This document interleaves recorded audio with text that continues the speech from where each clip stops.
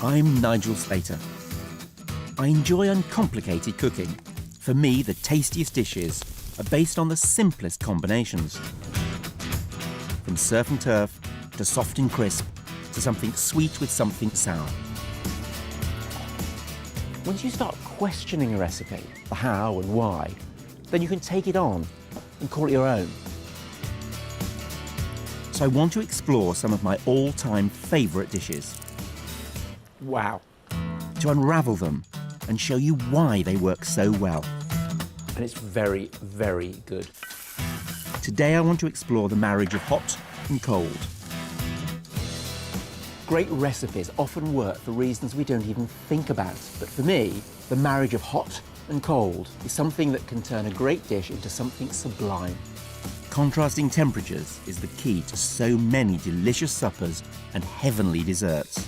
I want to show you my favourites, as well as heading to Scotland to meet one cook who has breakfast down to a fine art.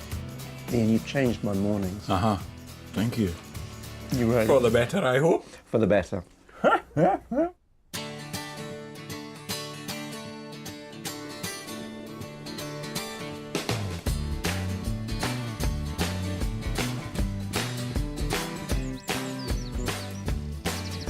I can remember years ago on holiday, after a long journey on a Greek ferry, and I got off into the port and there was a van there selling little bits of grilled lamb. And they were really, really hot and sizzling. And then he poured over some very cold yoghurt. And I've just never forgotten it. Today I want to try and create that same delightful dish. It's a simple recipe, but the key is getting that mix of hot and cold just right. I start with a basic marinade for my lamb: olive oil, black pepper and thyme. And you know, the thyme probably doesn't make that much difference, but it'll make the kitchen smell wonderful as it cooks. It's not just about eating, it's about the pleasure of cooking. I like to leave the lamb to marinate while I get on with the rest of the dish.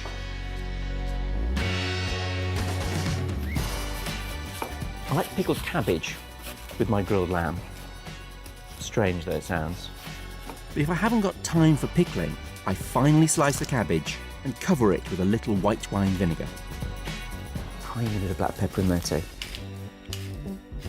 To make my yoghurt dressing as cool and refreshing as I can, I'm going to add some grated cucumber. Simple as this dish is, I want it to pop in the mouth. I want it to zing, and the cool pepperiness of mint is just the thing to make that happen. The grinding of white pepper will add a little heat. And then some yoghurt. This brings all my ingredients together. Use any thick, natural yoghurt. And then, this is really important, chill it in the fridge.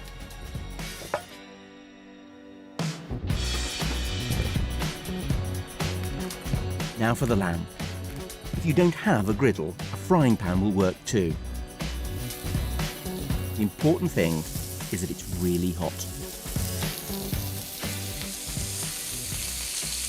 How you like your lamb cooked is up to you, but I like mine caught at the edges on the griddle.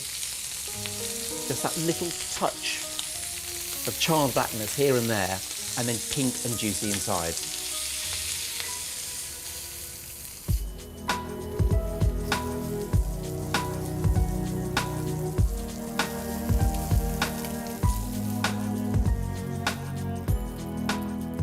And then while the chops are still sizzling,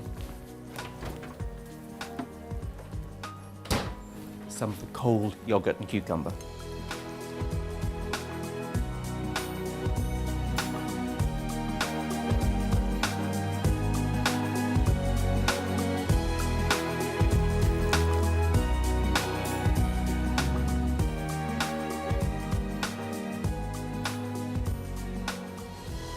It's very hot.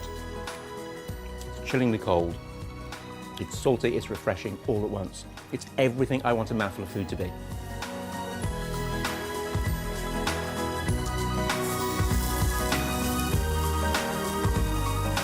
The flavours of this dish are good enough, but it's the contrast of the sizzling lamb with the seriously chilled yoghurt dressing that makes it really special and brings back all those fabulous Greek holiday memories.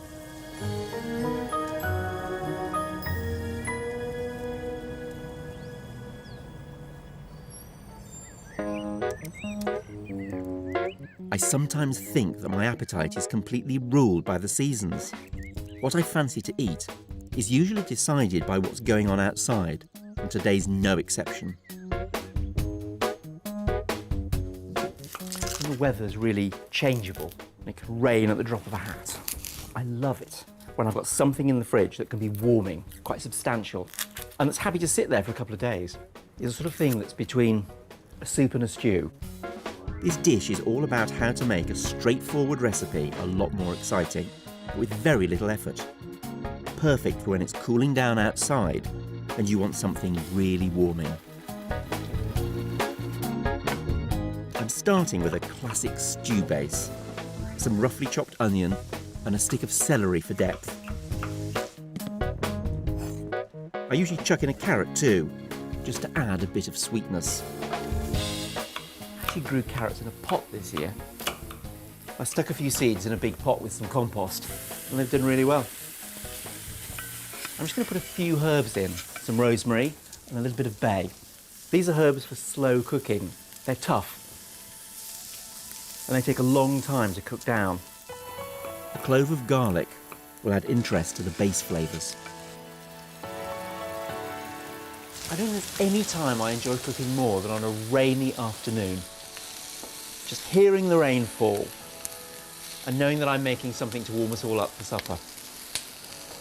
It's as good as cooking gets, really. The body of my stew comes in the form of some earthy lentils. If you're not a fan, other pulses will work just as well. And then immediately put some stock in. And you know, if I haven't got stock, I'm happy to use water.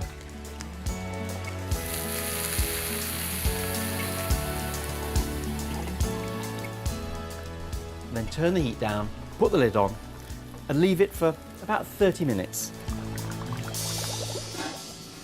For this stew to be chunky and rustic, I'm going to use a couple of squashes, a Cinderella pumpkin and an acorn squash. I tend to think of the pumpkin as being the big sort of beef joint of the vegetable patch. That firm flesh that you can cook for a long time in the oven or a casserole, and it doesn't break up. A quick seasoning of salt and pepper goes in before some water, just enough to cover the squash. The stew then needs a good 30 to 40 minutes to heat right through. Don't rush this bit. It's where the magic happens.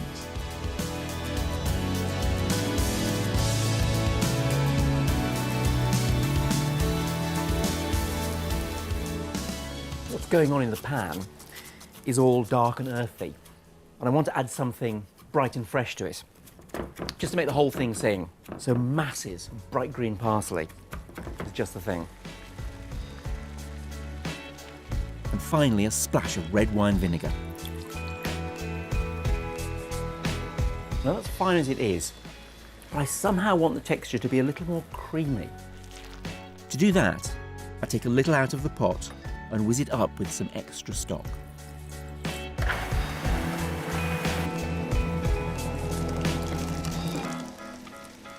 So I've got the soft and very hot lentils and pumpkin. And then whilst it's really piping hot, I'm going to stir in some chilled sour cream. Just a way of using temperature to turn very humble ingredients into something that's actually really exciting to eat.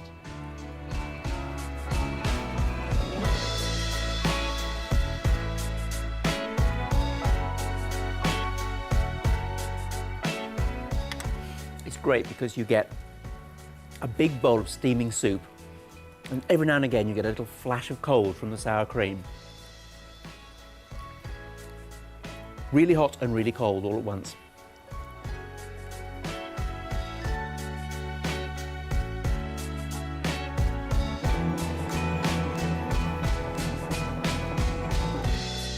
Yes, this stew is gloriously warming, but it's adding that hit of chilled soured cream that turns it into something truly magical.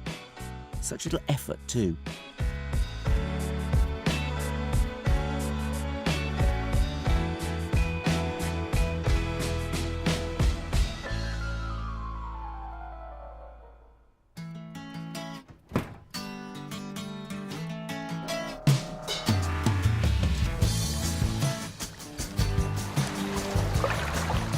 One of my fondest food memories is being handed a bowl of my mum's steaming hot porridge. If there's one place to unravel the secrets behind the best, it's Scotland. Over 18 years, I've been training and perfecting my skills at making porridge. 3 ingredients, and I have to get it absolutely spot on. Ian Bishop is a champion porridge maker. He lives in the small Highland village that's home to the annual World Championship. Now, I'm no expert at making porridge, so I'll take any chance to pick up a few tips. Have a seat, Nigel, have a seat. Ian's recipe starts by heating 1 part of medium oatmeal to 3 parts of water, and he stirs with a traditional Scottish utensil, or spurtle. I always thought you stirred with that end. No, You see, I even had my spurtle the Really? wrong way round. I know. sorry. What sort of cookie's that? I'm embarrassed now. Are you? Yeah, I've been using my spurtle upside down. Don't let it bother you. It's starting to thicken up. I can actually see it starting to thicken. And when I think you put the salt in is very, very important. When I see a little blip, that's it starting to cook. And presumably the salt will bring out the flavour of the oats. yeah. Now, this is it cooking. So, I'm exactly 5 minutes. It's like boiling an egg. It's absolutely to the minute. Yeah. So you have a little stir. Yeah. How am I going to get this right? Yes, Or of wrong? course. You stir it. Am I stirring the right way? And you must do it in a clockwise direction. If I do it anti-clockwise, what would happen? The wrath of the devil. I could wrath of say the no devil. more. I've met it. That is Excellent. fearsomely hot. Can I pass Thank this? you. It's fearsomely hot. Yeah. I could turn it down a little. We're ready for this? Here we go.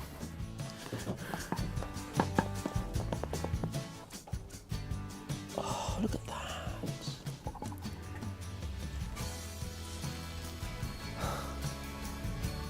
There we are. After a sprinkling of cinnamon comes the cold topping, but not just one. Ian adds some honey, a spoonful of homemade blackcurrant jam, and one final addition. So this is cold milk Cold milk. with steamed porridge. Yeah, Thank you. that's it. Okay.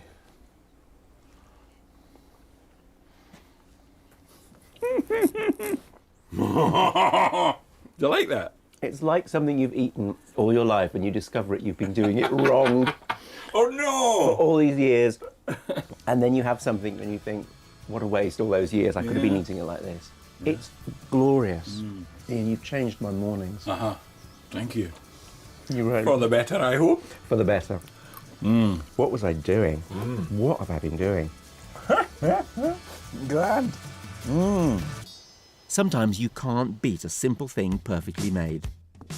It's the starting point to most dishes in my kitchen. I'm always interested where recipes come from, where that little bit of inspiration gets you cooking. And with me, it's often tied to things I've eaten a long time ago. That lovely thing of getting fish and chips absolutely steaming hot. And in the moment when I put vinegar on the chips and it splashes onto the fish, and there's that hot fish, hot chips, and cold vinegar. And I love that sensation. It's that memory that's inspired this twist on a classic combination. With my hot fish, I'm going to make a spicy vinaigrette, which starts with some fresh lime juice and a splash of white wine vinegar. I always find limes really hard to squeeze. So if you give them a good roll and a squash, you'll actually feel them relax and they suddenly feel much softer and you get more juice out of them. Or at least I think you do. I also want to add some lime leaves. If you crumble them just before you put them in, just is that extra hit of lime. It's slightly different from the juice and different from the zest. You can't find them, it's not the end of the world, but I just like what they add to the recipe. To add some kick to this dressing, I'm chopping up some fresh hot chilli. Leave out the seeds if you don't want it too hot. This is one of those dressings that actually pops in the mouth. It's got all those elements that make something quite exciting to eat. It's acidic and it's hot and it's sweet and it's sour and it's all mixed up.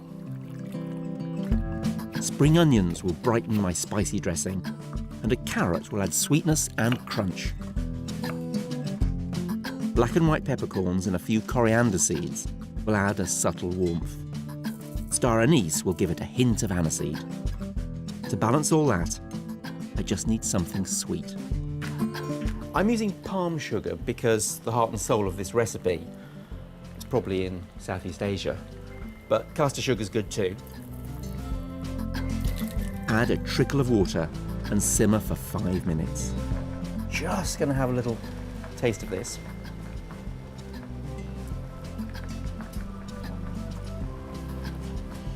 Wow, that's quite startling. Lime juice and chili. I'm going to temper that with another ingredient. Once my dressing is cool, I can soften the pungent flavours with some olive oil. About 5 or 6 tablespoons should be enough. I'm going to put that in the fridge to get really cold. Now for the fish.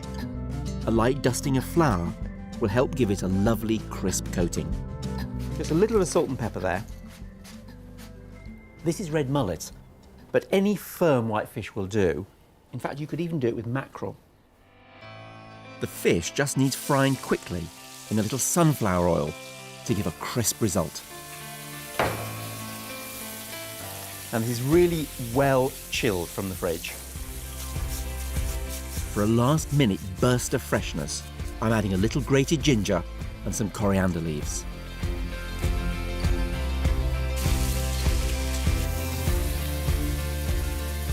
Now, what's quite important for me about this recipe is that the fish must be sizzling hot from the pan and the dressing really icy cold.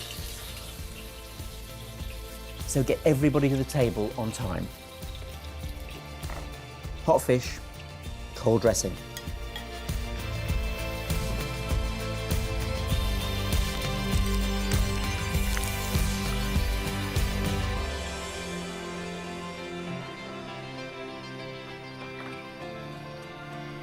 It's absolutely amazing. It's light and it's crisp and it's fresh and it's hot and it's cold and there's all sorts of things going on, all of which I love.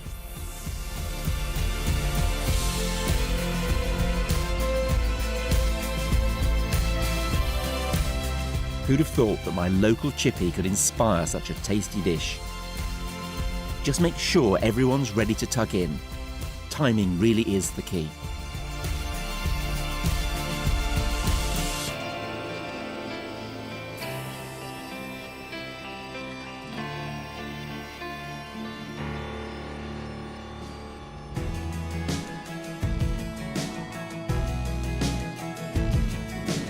I'm spending the day in the Scottish Highlands with Ian Bishop. He's brought me to this beautiful loch which has given me an idea for a simple and delicious treat, using some local Scottish berries and crisp pears. Ian, I've got some pears here. I'd love them to be really chilled. I give them to you. Yeah, You can find somewhere cold for those, can't you? I think I've got the very place.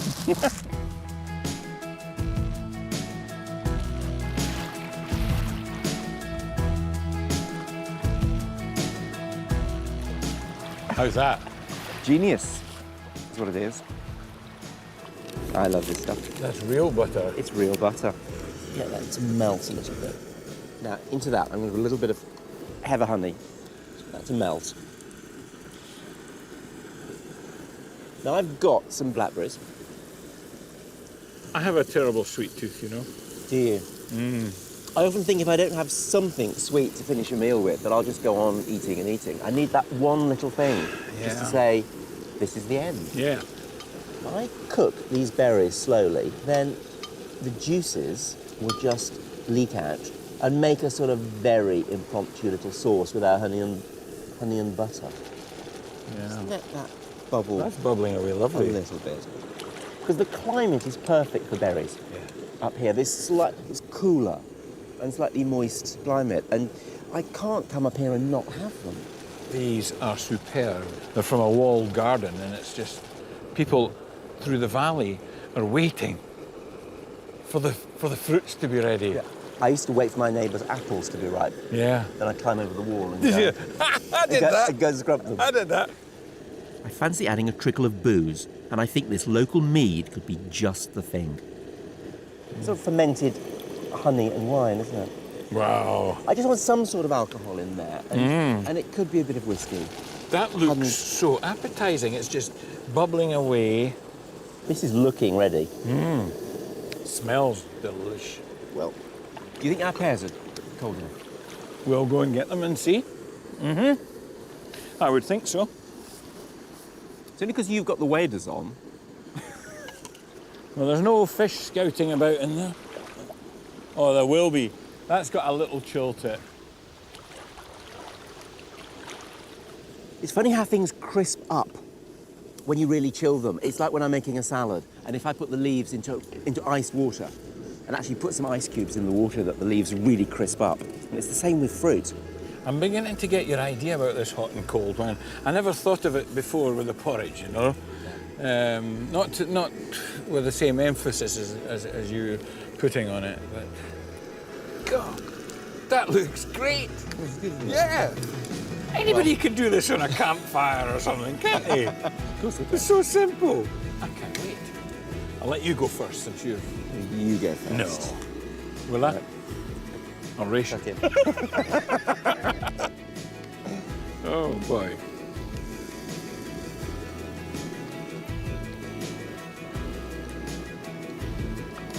Oh. Oh. Where else would you want to be on a day like this and Well, eating a plate like this? I wouldn't. I can't think of... I mean, this is made for pudding. I'm just happy to be here. The pudding loch. The pudding loch. Exactly. Right food, right place, right time. It's the best recipe of all. Have a look at our website for your own inspiration.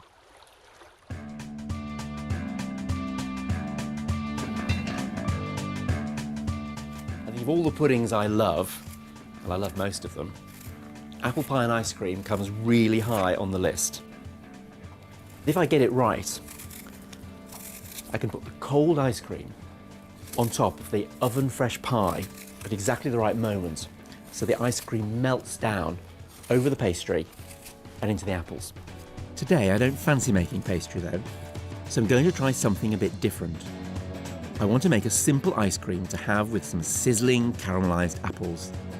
I'm starting with the ice cream. Cooking apples are best, as they tend to have a sharper flavour and just a bit more clout. I always enjoyed slicing apples into a pan. I can remember my mother doing it. It's one of those peaceful kitchen jobs.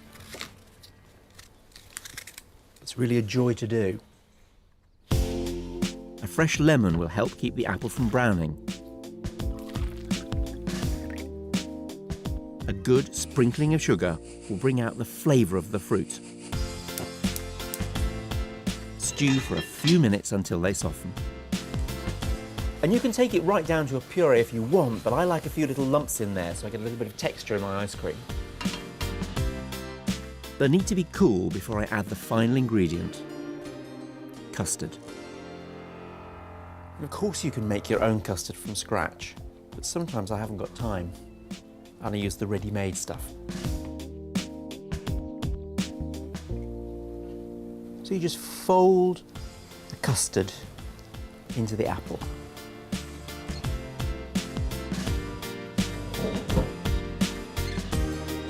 I always try and remember to put the dish in the freezer first, so that it's really cold when you put the ice cream in It just gives it a head start. Making your own ice cream really is so easy. All this needs now is a good couple of hours in the freezer. Just give it a stir halfway through. You're really just getting a little bit of air into it, that's all you're doing. It does make a difference to the finished texture.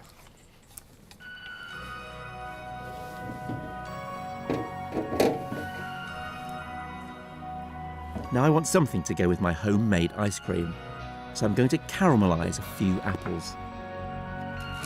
I'm using a dessert apple for this. I think it's quite nice just to choose another variety.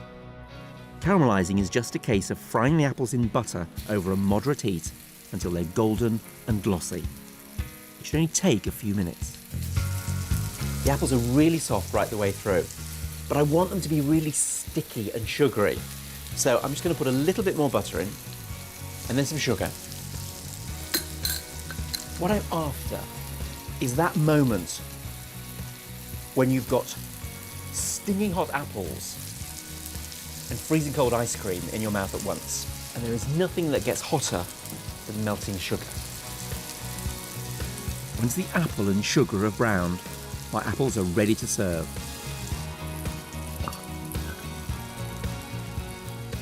And then on top of those, freezing ice cream. This is the ideal texture for ice cream. It's not rock hard and it's not slushy. It's just in between the two. And then, so that I get what I'm after, which is very hot apples and very cold ice cream, I slip some more apples and a little bit of the caramel sauce on the very top.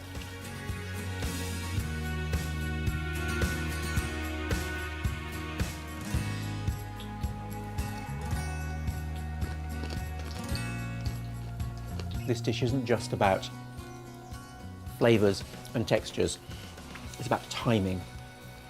It's that moment when you've got the almost burning hot apple and the freezing cold ice cream in your mouth at the same time. And that's when it's sensational, and that's when it really, really works.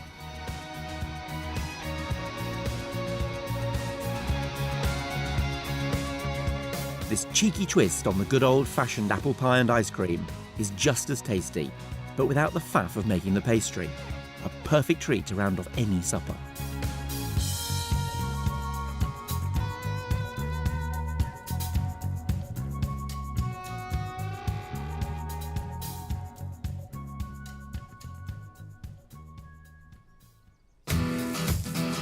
All these recipes combine fabulous flavours and textures, but it's their contrasting temperatures that makes them a real thrill for the taste buds. Next time, I want to explore a different pairing in the kitchen, the marriage of something weird with something wonderful. And I'm expecting one thing, and I'm getting another. It might not be an obvious recipe for success, but sometimes the most unlikely combinations are the best. It really is gorgeous.